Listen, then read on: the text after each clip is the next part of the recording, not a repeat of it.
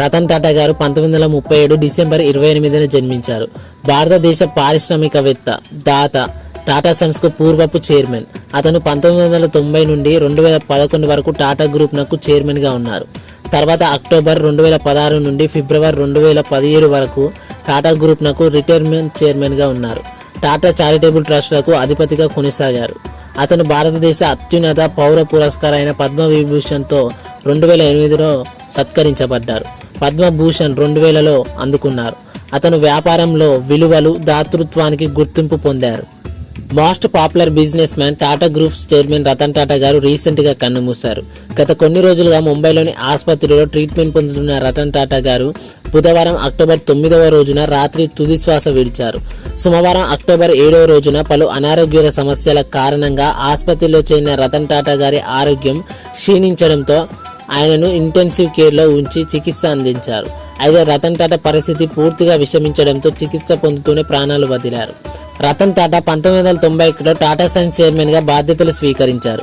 100 ఏళ్ల కిందట తన ముత్తాత స్థాపించిన గ్రూప్ను 2011 వరకు ఎంతో విజయవంతంగా నడిపారు రతన్ టాటా గారు. 1996లో టెలికమ్యూనికేషన్ కంపెనీ అయిన టాటా టెలి సర్వీస్ను 2004లోనే ఐటీ కంపెనీ టాటా కన్సల్టెన్సీ సర్వీస్ని ప్రారంభించి ఇండస్ట్రీ రంగంలోనే విప్లవాత్మక అడుగులు వేశారు. టాటా గ్రూప్ సంస్థను ఉన్నత శిఖరాలకు చేర్చడంలో రతన్ టాటా కీలక పాత్ర పోషించారు. రతన్ టాటా నాయకత్వంలో టాటా గ్రూప్ సంస్థ $100 బిలియన్ విలువైన ప్రపంచ వ్యాపార సామ్రాజ్యంగా ఎదిగింది. తన వ్యాపారాలన్నిటినీ ఎంతో విజయవంతంగా నడిపిస్తూ దేశంలోనే గొప్ప ఇండస్ట్రీవేత్తల్లో ఒకరిగా రతన్ టాటా పేరు సంపాదించుకున్నారు. దిగ్గజ పారిశ్రామికవేత్తగానే కాకుండా రతన్ టాటా గారు అంతకు మించి గొప్ప మానవతావాది కూడా. రతన్ టాటా సర్ దొర్బాజీ టాటా ట్రస్ట్ను స్థాపించారు. రతన్ టాటా సంపాదించిన లాభాల్లో దాదాపు 60 నుంచి 65% దాతృత్వ ప్రయోజనాల కోసమే విరాళంగా అందించారు. 86 ఏళ్లున్న రతన్ టాటా చివరి దశలో గౌరవ చైర్మన్ హోదాలో కొనసాగారు. Tata group holding company Tata Sons కు కూడా గతంలో చైర్మన్ గా ఉన్నారు. టాటా గ్రూప్ చారిటబుల్ ట్రస్ట్లకు మాత్రం రతన్ టాటా నాయకత్వం వహించారు. ఇక బిజినెస్ టైకూన్ గా పేరు తెచ్చుకున్న రతన్ టాటాను 2008లో దేశ రెండో అత్యున్నత పౌర పురస్కారమైన పద్మవిభూషణ్తో అప్పటి కేంద్ర ప్రభుత్వం సత్కరించింది. అంతకు ముందు 2000లోనే రతన్ టాటాను పద్మభూషణ్ వరించింది.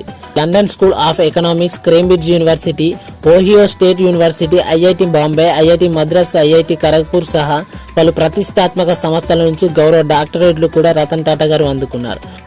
ఆయన 1930లో టాటా కుటుంబంలో టాటా గ్రూప్ వ్యవస్థాపకుడిగా జేమ్షెడ్జీ టాటాకు మునిమనవడిగా జన్మించాడు.